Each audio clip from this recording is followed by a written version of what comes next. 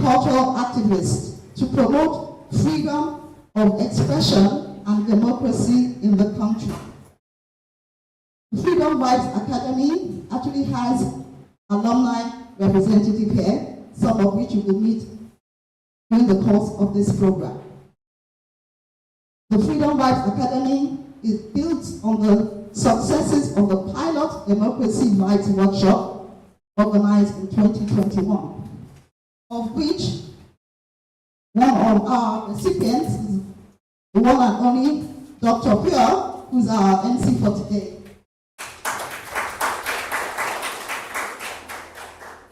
We create initiatives that foster respect for cultural diversity, and we promote intercultural understanding. What are our core values? Slide. Our core values: professionalism, non-partisanship, respect for diversity, mutual respect, and gender equity. Freedom Vibes. Freedom Vibes is our flagship project. It consists of a series of events that are aimed at promoting artists' freedom of expression and the use of music and artistic expression for civic engagement. Our project objectives: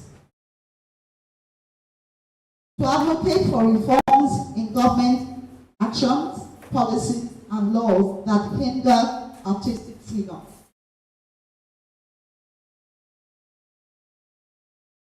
These are some of pictures from our past events. Artistic freedom is defined as the freedom to imagine, freedom to create, and freedom to distribute diverse cultural expressions that are free from governmental censorship, political interference, or the pressure of non-state actors. Other project objectives: 1, to educate and to mobilize members of the artistic community to become democratic and human rights activists. One of the objectives we hope to achieve with this forum. Also, to advocate for free, fair, and credible elections in Nigeria, of which we played a significant role during the last elections. Once again, I say welcome to Kano Stakeholders Forum, and thank you for your attention. Round of applause. Really quick actually introduced me, and there's a reason why I did not introduce myself. I have wanted Queen and our executive producer to first introduce themselves before I also introduce myself. But for those that already know me, there are many here. Yes, my name is Sefula Ibrahim, better known as Dr. Pure. As Queen said, I was part of the workshop a few years ago, and I benefited significantly from their projects. I went to Lagos and I was part of their projects in Lagos, so them coming to Kano is a blessing in disguise, because for those that know me in Kano, I have been an advocate for art in Kano for the last 15 years. We have struggled and we have strived to, get our voices heard. So, as an on-air personality, I've spoken to many people on radio, many artists, I've spoken to many stakeholders, and most of the complaints that we have as the artistic community, hopefully Unchained Vibes will solve many of them and will assist us, and hopefully the future is bright. So please, another round of applause for Green. And without further ado, I think I will have to introduce the Executive Director of Unchained Vibes Africa. This man standing next to me has been working behind the scenes and has made made a significant impact to the artistic community here in Kano. Hopefully you will hear some of the achievements that they have made, and hopefully in the future you will find out more of what this man has done for the artistic community, not just in Kano but Nigeria as a whole. So please, a round of applause for Ayo Danilu. And I think I should hand over the microphone to Ayo so that we can hear it from the lion's mouth, not the horse.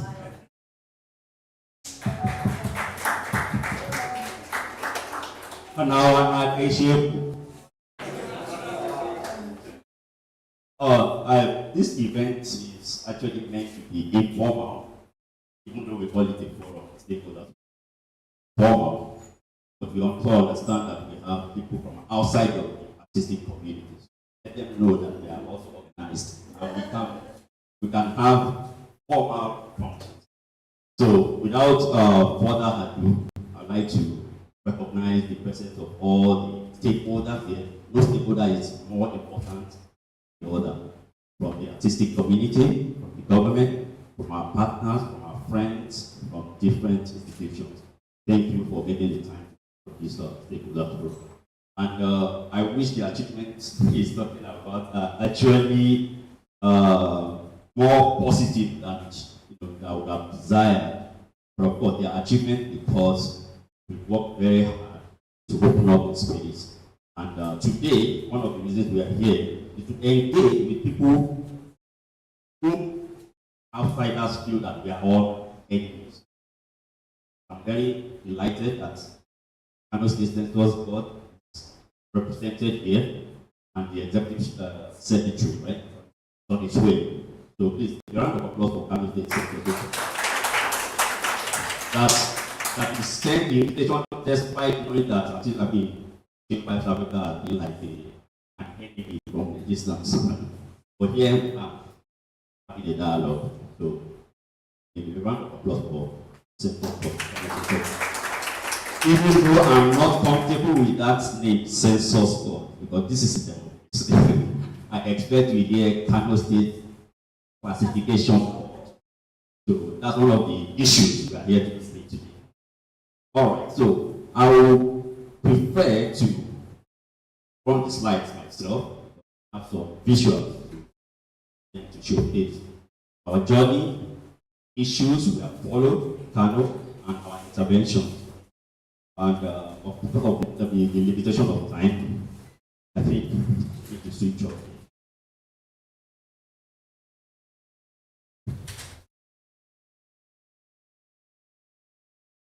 Okay. All right. So in T is celebrating the power of art, social change, benefits, and the challenges. What are the benefits? We take a practical example of 2019 general election where INEC realized that much of their efforts were not being realized or not producing desired results. So they work with artists, they recognize that artists have influence and artists have special soft power. Soft power. So they commission artists, they work to tackle the issue of vote buying as a kind of advocacy in 2019. So if you take a look at this image, you see on the left side, our politicians united by same interest. They just want to grab power. There's no discrimination about age. You can see that Hausa man, Yoruba man, and Igbo man. United. And on the left hand side, on the right hand side, you see the voters. The politicians are negotiating votes with voters. What you see down there is Ghana must go. We all know what that means. Loaded with some stocks. You know, what are they doing? Trade by barter. Exchange your vote for money. And in most cases, give it 2,000 naira or 5,000 naira. So let's see how the message goes.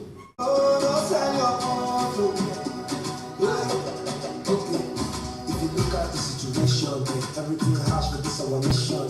Poverty rising and inflation, lies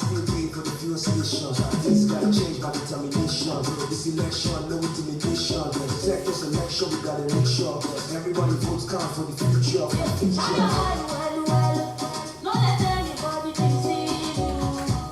No let them take your vote from you. Now your future be dark. Yeah. Now your future be dark. Yeah. Oh, yeah. Together we can make Nigeria better. Oh, yeah. One voice. We can make Nigeria better. Oh, yeah. No sell your vote, oh. No sell your vote. No matter the thing them they tell you, decision we are. No matter the thing they do you, no matter how much money them they give you. I see that the message is very clear. People should not trade their future for peanuts. So from here we can see the benefits. Artistic expression can help us in civic education, citizens' right to information, ensuring an open and democratic governance, addressing political, social, and economic issues in ways that appeal to emotions. You know, from that piece of song, see that you don't have to deliver a paper of 200 and something pages before people get the message. That's the power of the arts in civic education, citizens' right to information, ensuring an open and democratic governance. Well, that example is the way that government is comfortable with engaging with the arts. What about the right to protest using the same arts? What about the right to demand accountability? When we are experiencing bad governance, what about that right? It's also part of democracy, a fundamental right. That's where the issue of artistic freedom, comes in. Only the degree point earlier mentioned artistic freedom and defined it. And of course, this is the text of that definition by UNESCO, the universally accepted definition of artistic freedom. Freedom to imagine, create, and distribute diverse cultural expressions. Free of governmental censorship, those are the key words. Political interference or the pressure of non-state actors. Doesn't end with the artist and the artistic expression. It extends to the audience, people who engage and interface, who consume the rights of citizens to have access to those words. So when an artist is censored for saying the truth, citizens who are supposed to be beneficiaries of it are denied their right. That's how far-reaching the situation of artistic freedom can be. So, as you can see, the benefits are not so much in terms of practical experience society. And this is not limited to Nigeria. This is not limited to Kano State. But across the continent, we take a look at this image. How free is our artistic freedom in Africa? We can see that the freedom is hanging on two brushes and is tied at the base. That move freely. That is reality of our artistic freedom. We give the statistics. Unchained Africa monitors violations, how people are censored, how people are denied the right to create and produce. So, this is just for Nigeria. Within the last 1 year, 15 months to be, this is September, 17 months, 207 complaints received. 1,539 media reports that we monitored and followed up with. 50 cases documented as specifically artistic freedom cases. People who are using their music, poetry, film, comedy to address political issues. We've directly intervened and taken action on 15 cases just in the last 1 year. Through campaigns, legal assistance, filing complaints with National Human Rights Commission, and we've had a joint universal periodic your submission to the UN issues. And specifically in Kano, we just want to present two states ending that participate. So, protest is a fundamental right, and artistic expression is one of the most peaceful way of protesting. Because peaceful protest is a right. And of course, there are rules. And this artist was very smart about the rules. He was smart and conscious of his creative license and limitations. He wrote a song, released it, to challenge the obvious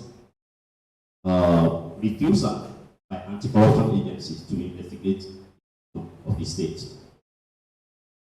And when he released the song, he criticized the actions and policies of the government. And of course, he visited the video that made the round on social media and the internet about governors' bribery, and which was never investigated, and the video was all over the internet. So, as a right of protest, he released a song, and he followed the rule. He never mentioned the governor's name. Here is the excerpt of the song. Intro is not criminalized.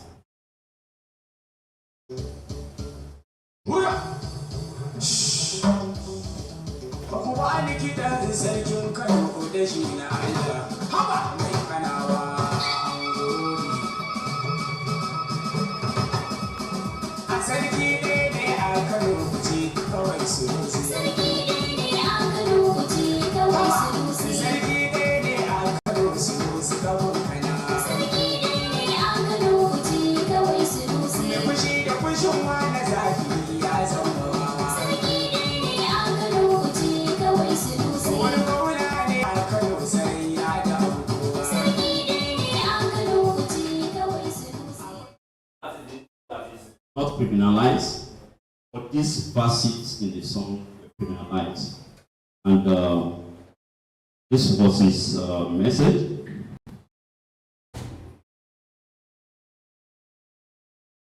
So,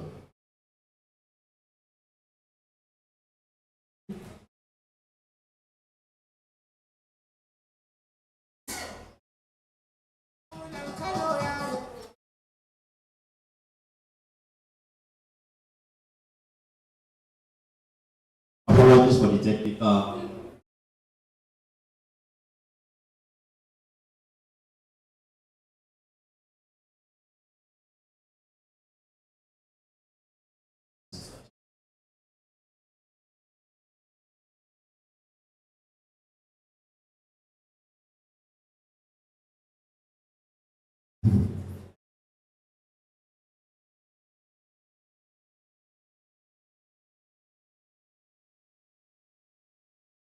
My apologies, it would have been lovely to listen to the song, but this is the lyrics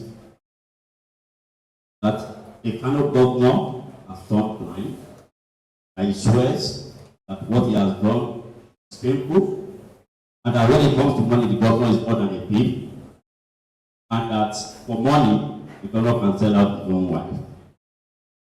These verses were criminalized, and he was sentenced to 2 years in prison.